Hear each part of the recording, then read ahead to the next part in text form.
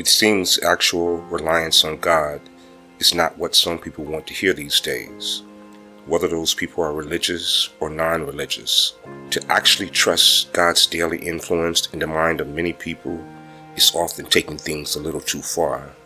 My not-so-religious neighbors definitely didn't like or understand my response to the gangbanging or the other things happening in the neighborhood. They felt I was not being aggressive enough. In fact, even my religious friends acted as if I was over-spiritualizing the whole situation.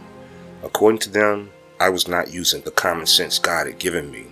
This I didn't understand, because if God is spiritual, then where would He require common sense from? Common sense is the understanding man has given us. It's the ability to often reason without God's guidance. The way I see it, many people really like having God in their life, just not in their personal business. Many of us believe we can handle our personal matters on our own. It's not until things or people we have relied upon fail that we legitimately turn to God. It was now heading into the 4th year of life gone wild, and I couldn't seem to catch a break. I felt like I was stuck between a rock and a hard place, because everyone was giving me their opinion as to how they thought I should handle things. I'm glad I stayed steadfast. Thankfully, even through the negativity, God was always the option for me. My load had reached maximum capacity. I was now dealing with my recovery, finances, displeased neighbors, family, and friends. Yet while all this was taking place, I still tried to live the way Jesus said to live, by seeking God daily, loving my neighbors, and praying without ceasing. Funny enough, these apparent weird ways caused several friends to walk away. It seems like I didn't fit in with anybody at this point. I had reached a place where outside of my interaction with my wife and my kids on most days, it was just me. I never expected my non-religious friends to understand my attitude towards everything that was going on. To be honest, I never really explained my spiritual stance to them, because I knew they simply wouldn't understand. However, I definitely didn't expect the odd looks and responses I received from my church associates.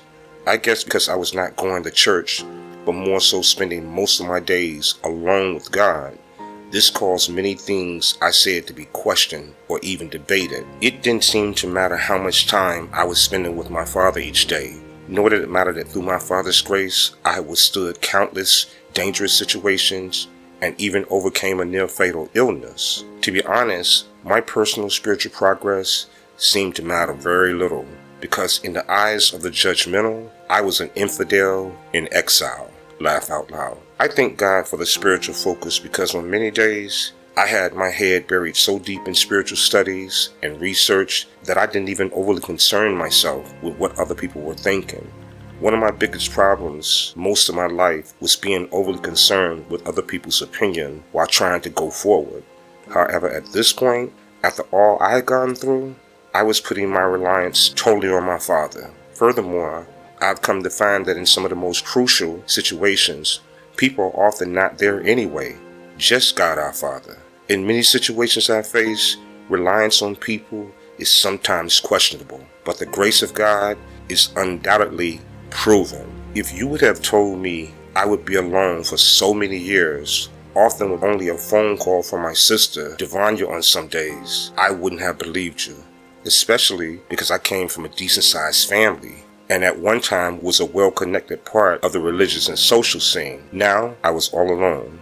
I can't say I was happy with this outcome, but I reached the conclusion that if Paul had to be isolated, Jesus had to be isolated, as well as Moses and many others, then I too could withstand being alone in the wilderness.